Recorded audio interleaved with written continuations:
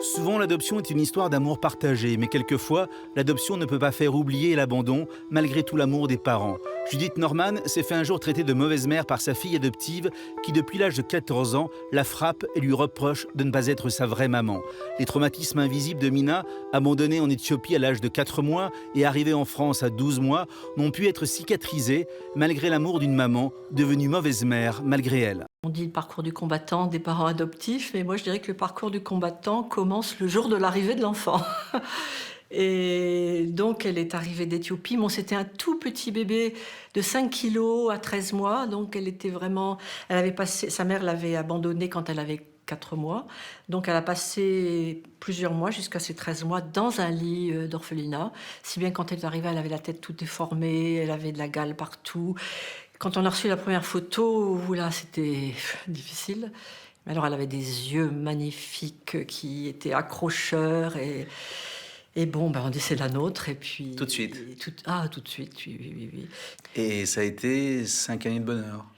Pratiquement, oui, 4 années jusqu'à l'entrée à l'école. Elle était constamment en train de dire « je suis heureuse ». En plus, elle se remplissait, et puis elle nous câlinait, ma petite maman chérie. Et puis l'entrée à l'école, pouf, la chute libre. Elle a cessé de vous dire petite maman chérie. Alors là, oui, je crois que je ne l'ai plus jamais entendue. Elle vous appelle encore maman?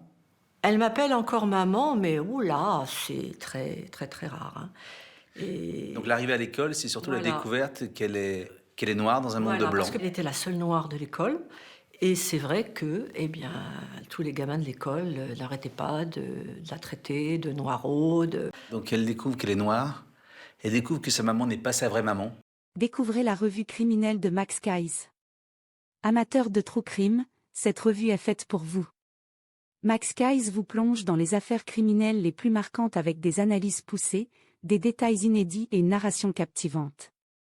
Que vous soyez passionné par les cold cases, les grandes enquêtes ou les profils des criminels les plus célèbres, cette revue vous tiendra en haleine du début à la fin. Ne passez pas à côté. Procurez-vous votre exemplaire dès maintenant en cliquant sur le lien en bio.